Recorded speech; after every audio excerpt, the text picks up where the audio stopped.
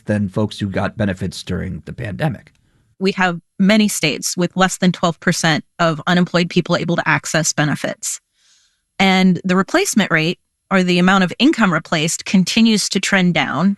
What's in store if unemployment rises? That's next on Marketplace. We'll have more All Things Considered at 7. Support for WNYC comes from Kino Lorber, presenting Radical Wolf, a documentary about Tom Wolfe, a journalist who reshaped American storytelling, and the author of The Bonfire of the Vanities and the Electric Kool-Aid Acid Test. Starts Friday at the IFC Center. This is WNYC, 93.9 FM and AM 820. NPR News and the New York Conversation.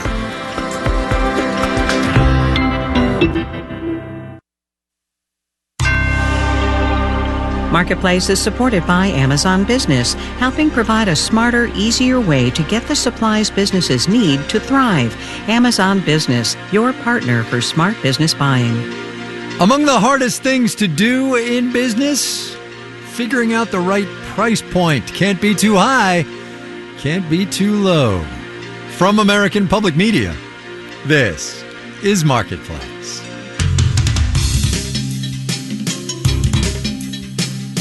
Marketplace is supported by C3 AI. C3 Generative AI provides ChatGPT enterprise search that is verifiable, secure, and accurate across all enterprise data. C3.ai. This is enterprise AI. And by Domo, the data experience platform innovator that puts data to work for everyone so they can multiply their impact on the business. More at domo.com.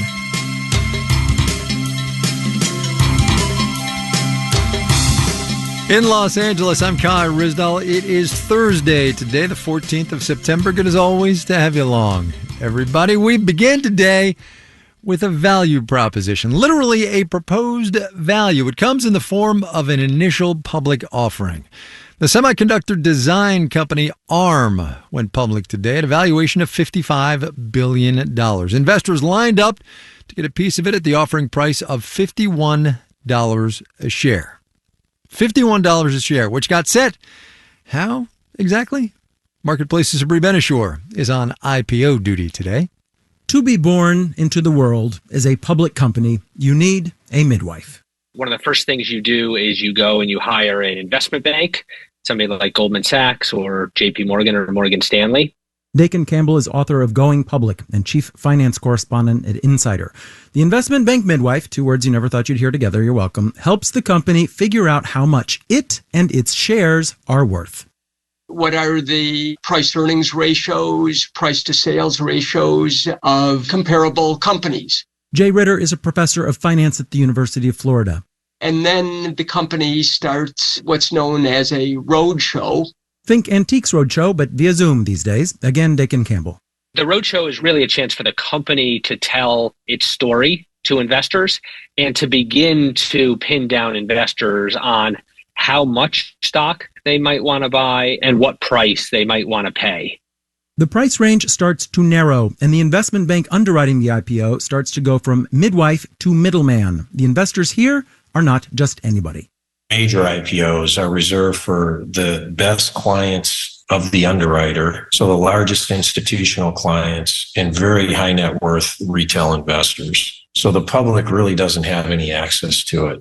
Scott Coyle is CEO of Click IPO, which works to get average investors access to IPOs. A final share price is decided as late as the night before the stock goes public. Then shares are handed out to investors, some of whom will sell some of those shares the next day to the public. The ideal price is one that, as they say, pops. When the stock trades, they would like to see it trade up in value a little bit. That looks good and rewards early and favorite investors. Restaurant chain Cava's stock popped 91%, considered too much. Facebook's IPO famously did not pop at all and then tanked. The average pop is 15 to 20%. In New York, I'm Sabri Ben-Achour for Marketplace. If you happen to be among those who did get a piece of ARM at $51 a share, first of all, how? Second of all, very nice. Ticker symbol ARM, a little too on the nose if you ask me. Closed at $63.59 today, up 25%. The rest of Wall Street, well, good, but not as good, let's just say. We'll have the details when we do the numbers.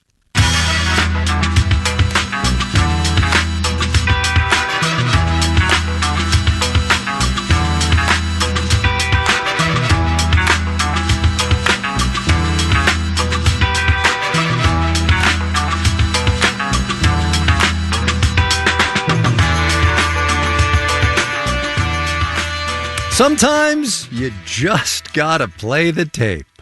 The party will go on until the party stops. That's Debbie Lucas. She's a professor of finance at the MIT Sloan School of Management, talking about the retail sales numbers that came out today.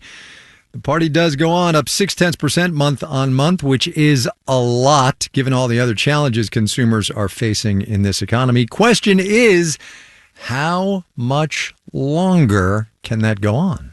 I cannot forecast exactly how long it's going to last, but I will share with you that I am extremely surprised how long the U.S. consumer has kept this economy afloat. And all measures indicate that they still remain strong in propping up the economy. Abdullah Al-Barani at Northern Kentucky University. Fingers crossed for the American consumer. You, me, the good professor, and Jay Powell, too.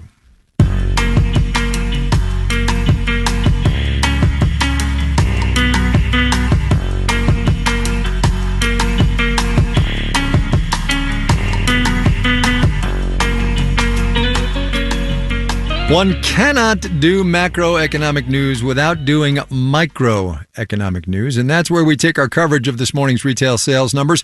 Irene Kesselman runs Alley Cat Toys in Carborough, North Carolina. Here is her dispatch.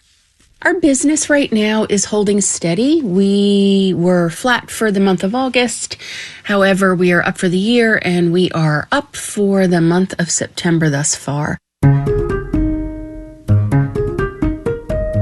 Our inventory right now is probably, I would say, higher than normal. We are already accepting goods for our holiday season, and I think that I probably took in a little bit more earlier than I anticipated, but that's okay. The store looks great. We are selling a lot of Halloween products right now, and certainly will move into the Christmas season shortly thereafter. Our biggest challenge right now is always the prep season for holiday, because it takes a lot of work, and my staff has to unpack a lot of boxes and check in a lot of merchandise. There's a lot of checking to do. There are cases where manufacturers will ship the products earlier than what was specified on an order, and that always causes kind of a backlog for my staff.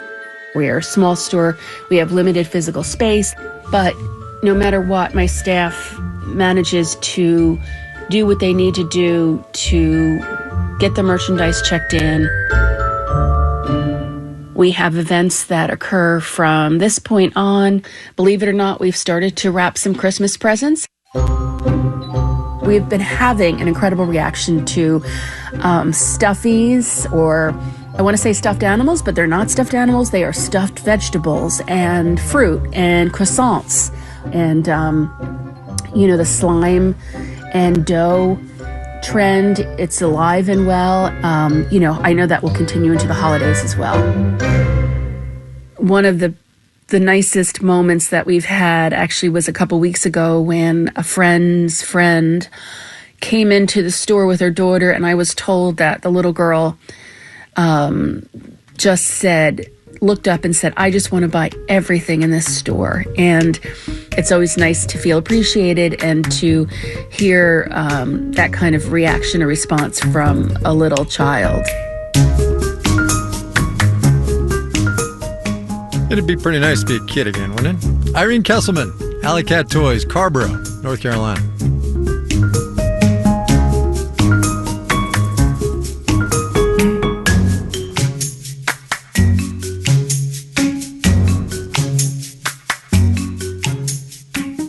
With the caveat that we don't know what we don't know, it sure looks like there's going to be some kind of work stoppage in Detroit. The United Auto Workers are said to be planning targeted strikes at just a couple of key plants. As Marketplace's Megan McCarty-Carino reports, really broad, indefinite work stoppages that go on for months, like the writers and actors strikes that are still going on, they are not all that common these days. A major strike is the biggest lever workers have when negotiations deadlock, but there are a lot of reasons a union might not want to pull it all the way, says Todd Vachon, a professor of labor studies at Rutgers. Kind of gives them the ability to further ramp up and escalate, right? Also, it helps them preserve their resources. Cornell School of Industrial and Labor Relations has been tracking work stoppages of all sizes. PhD candidate Johnny Callis says almost half of strikes in 2022 lasted just a day. Many of those are what I would term fixed duration strikes, where workers intended to walk out for just a short period of time and return to work unconditionally. That may be because gains in the labor movement in recent years haven't been in big industrial unions that can afford to support members on picket lines, says Nelson Lichtenstein at UC Santa Barbara. Those unions have shrunk, whereas the service sector, retail, hospitality, that's all boomed, gotten much bigger. The unions that have spread store by store at companies like Starbucks, Trader Joe's, or REI often have just a couple dozen members. So any strike can't have any real economic impact on the company, but it can have a kind of demonstration effect. Erica Smiley heads the nonprofit Jobs with Justice. You at least want to show that your members are ready to strike, that there's a level of unity. And particularly in customer-facing businesses, small strikes can bring a lot of public pressure on the employer. I'm Megan McCarty-Carino for Marketplace.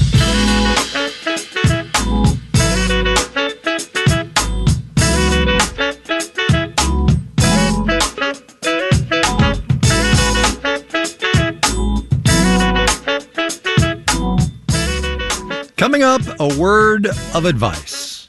Buy out your landowner. Caveat emptor, y'all. First, though, let's do the numbers.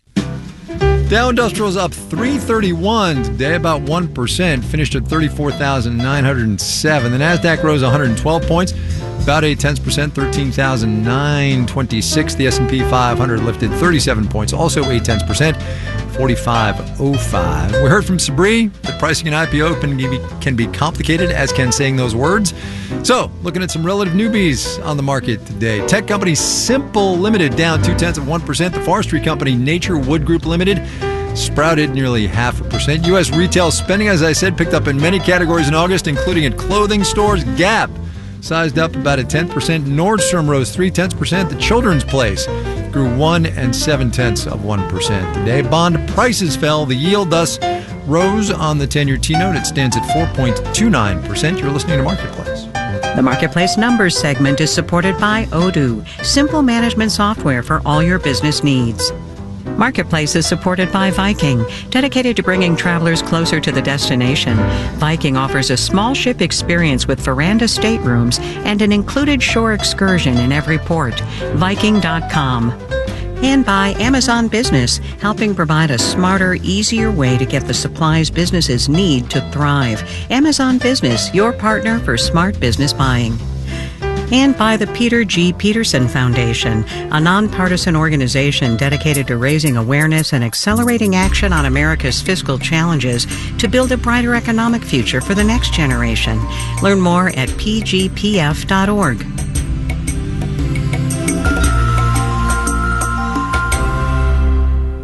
WNYC is supported by Optimum Business, offering products like secure internet with speeds up to 8 gigs and built-in cybersecurity to help businesses stay connected. More at 855-2-OPTIMUM or optimum.com/business.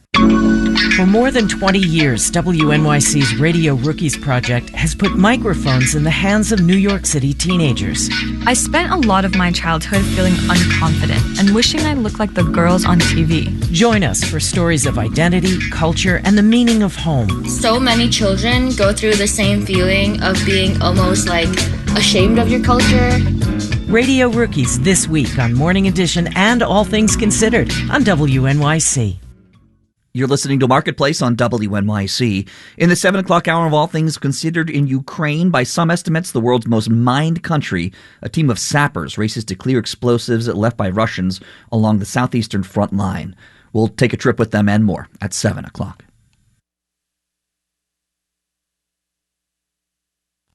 This is Marketplace. I'm Kai Ryssdal. It's going to be another couple of weeks, 3 weeks and a day, technically, until we get another update on the labor market. Last we heard, the unemployment rate in this economy was after being at or near record lows, was starting to scoot back up 3.8% in August. And as we told you at the time, that was mostly for good reason. More people getting back into the labor force looking for jobs.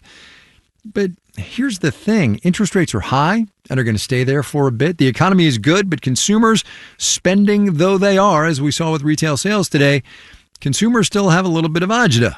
And more to the point, the Congressional Budget Office, nonpartisan should have been the modifier there.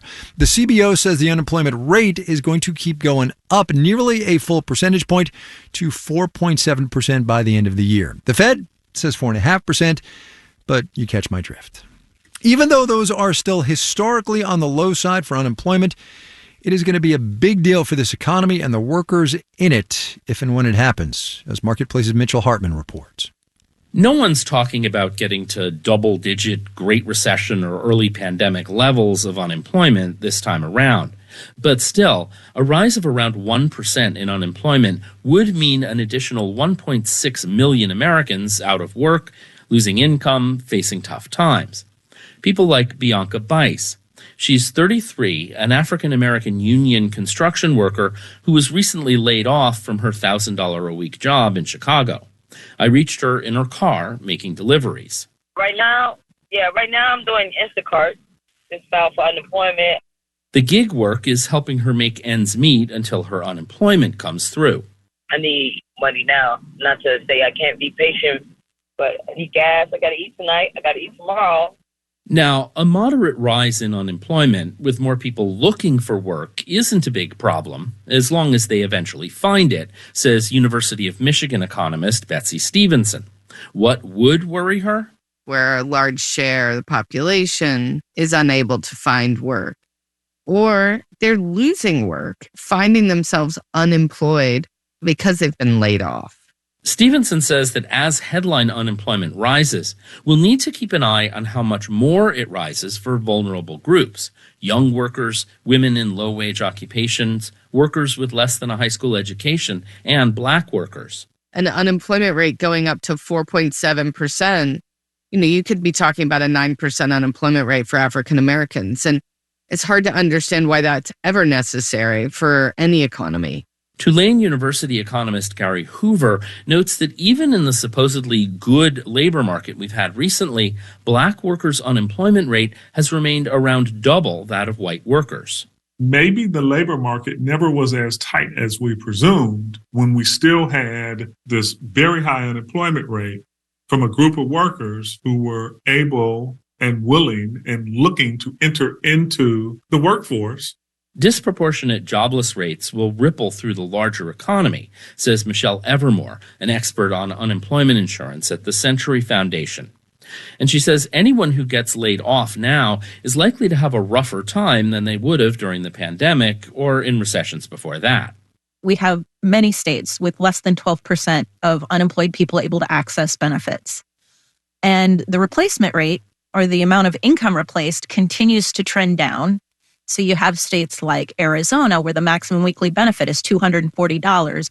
Back in Chicago, Bianca Bice will be getting $400 a week in unemployment, a bit lower than the national average and less than half what she was earning before she got laid off. Bice is optimistic she'll return to construction work soon. She knows that with her training in a skilled trade and opportunities through her union, her prospects are better than in her previous job as an entry-level Amazon worker. I'm not worried because I have been through a lot of my life worse than this before. At this point, I just keep it moving, keep my head up. In addition to picking up delivery work, she's also doing some volunteer carpentry for a nonprofit these days to keep her skills fresh. I'm Mitchell Hartman for Marketplace.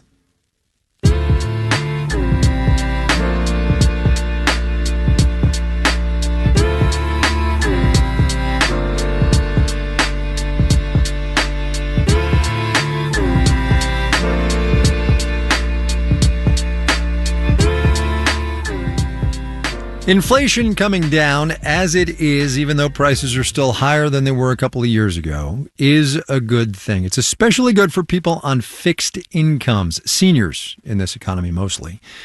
There is a cloud wrapped around that silver lining for them, though. An estimate from the Senior Citizens League says the annual Social Security cost of living adjustment that takes effect next year will be around 3.2%, about $57 a month added to the average benefit check. In 2022, the increase was 5.9%. In 2023, 8.7%. Marketplace's Savannah Marr has more on that smaller bump and seniors' budgets. The annual cost of living adjustment, or COLA, is automatic based on how much prices rose from the third quarter of one year to the third quarter of the next. It's meant to stabilize the purchasing power of Social Security benefits, which is a nice feature of Social Security. That's Charles Blauhaus with the Mercatus Center. It would be nice if it materialized instantly in seniors' pockets. Instead, each year's January 1st adjustment makes up for last year's higher prices. You get the compensation for the inflation that's already occurred, which works fine when inflation is low. But in 2021 and 2022, seniors and people with disabilities had to ride out months of rapid inflation before their benefits got a boost. Richard Johnson heads up the Urban Institute's retirement policy program. When inflation was spiking and the COLA was slow to catch up, what we saw was pretty significant increases in poverty rates for people 65 and older. The good news is this year's smaller COLA reflects a more manageable pace of inflation, for most Social Security recipients anyway. The real divide is on how secure housing is among the elderly. Teresa Ghilarducci, an economist at the New School, says a 3% bump might be plenty for recipients who own their homes. Not so much for those stuck in the red-hot rental market. And for beneficiaries who've come to rely on big annual adjustments.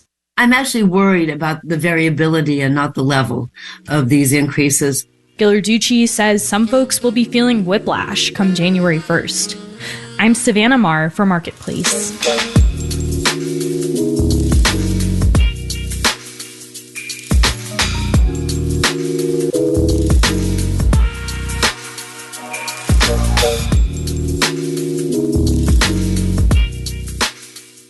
In this summer of what seem like extraordinary natural disasters, but which are probably just more like a hint of the future, the danger and damage are falling mostly on people with lower incomes. And oftentimes those people live in mobile homes, and thus they are more vulnerable to natural disaster than traditional homes. And more of them nationwide are built in flood-prone areas. 10 years ago this week, devastating floods tore through Lyons, Colorado. And a decade later, many there are still struggling to recover. As Alex Hager reports now from KUNC. When the rain started in Colorado 10 years ago, it was coming down hard. At first, Bonnie Newman, who lived there, wasn't worried. Then, in the middle of the night, suddenly there was water. Lots of water. Newman watched the river get higher and closer to her mobile home in Lyons, a town of a couple thousand people nestled in the foothills near Boulder. It was a current of water. And it was right through my yard. He said, get out, head for high grounds. And I didn't ask questions. That was the last night Newman spent at home. Her double-wide trailer was flooded chest high, filled with mud and debris. It was totaled. She had to leave Lyons and still hasn't found a way back. I don't think any of us planned to leave. We just didn't have a choice. 2 mobile home parks in Lyons were destroyed, and almost everyone who lived there left town. Many of them didn't have flood insurance. FEMA came through with some aid, but the agency points out that its payments are not designed to fund a total rebuild. Newman got $15,000. Her old next-door neighbor, Amanda Anderson, got the maximum payout from FEMA, $31,000. Anderson says that wasn't enough, and her neighbor got even less, without any explanation. She was right next to me. Like, none of it made sense. What happened in Lyons sounds familiar to Kristen Smith, who researches flood recovery at the think tank Headwaters Economics. Research shows that mobile home residents do have a harder time than most other residents in getting the recovery money. After a disaster, mobile home residents often face expensive repairs on homes that typically aren't worth much to begin with. And when they get wiped out, Smith says, you're not just losing mobile homes, you're losing affordable homes. Mobile homes are the most common affordable housing strategy in the United States, and I think a lot of people don't know that. In Lyons, there's been an effort to add to the affordable housing stock, and still, 10 years later, they're trying to rehouse people who were displaced by the flooding. New affordable housing in Lyons gives priority to people who lost their homes in 2013, but few applicants are coming from mobile homes. Victoria Simonson, the town administrator, says that's in large part because they've already moved away. People stayed with family and friends for sometimes, up to a year or two. But at some point, you have to reestablish. Before they were forced out, people living in these mobile home parks didn't own their property in the same way other homeowners might. They fall somewhere halfway between ownership and rental. Andrew Broombach is a senior fellow at the Urban Institute. The people who live in these parks often own their home, but they don't own the land underneath it. And so our policies about disaster recovery actually struggle to acknowledge and capture that. But in the decades since the floods, some things have changed for the better. Some places have made it easier for mobile home residents to access aid and housing after disasters. And across the country, some residents are forming co-ops or banding together to buy the parks they live in. Amanda Anderson, who lost her mobile home in Lyons, thinks that would have given her neighborhood a lot more options to rebuild or get paid after the floods. That would be my biggest takeaway from going through a natural disaster is buy out your landowner before it's too late. Anderson has gone back and says it's hard to see what the property owner did with the land where she used to live. Now it's a tiny house resort where visitors can rent a room for $200 or $300 a night. In Lyons, Colorado, I'm Alex Hager for Marketplace.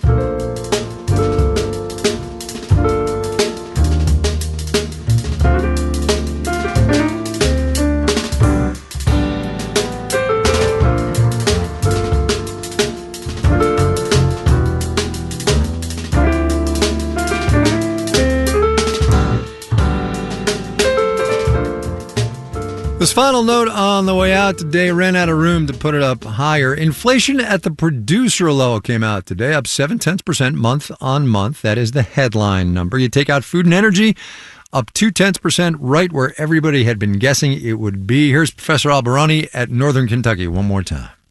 So one thing about with PPI, and I was looking for this and I didn't see it because the core is still within expectations, but I was wondering if some of the stickiness of the prices that were embedded in large contracts or business contracts would start to adjust, and that would then turn into higher prices for the producers.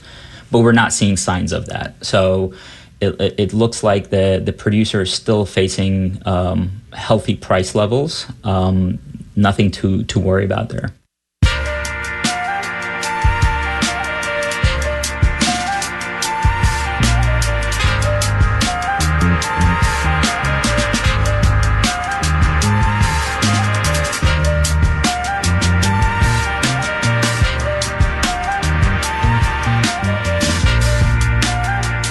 Marketplace is supported by Sendoso, the corporate gift-giving platform that helps you send personalized gifts, experiences, and swag to customers, prospects, and employees.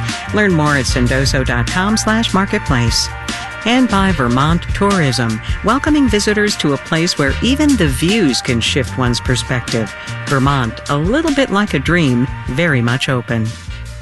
All right, we got to go. Here is your moment of economic context. One more from our economist that we called, talking about retail sales and inflation. Debbie Lucas this time at MIT.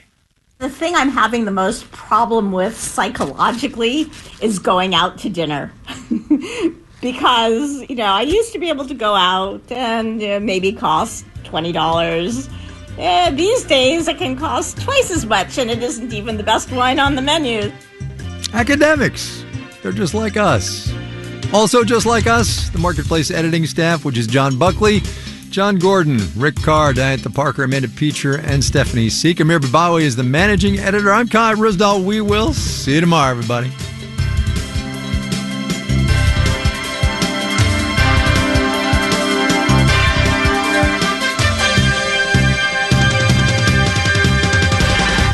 This is APN.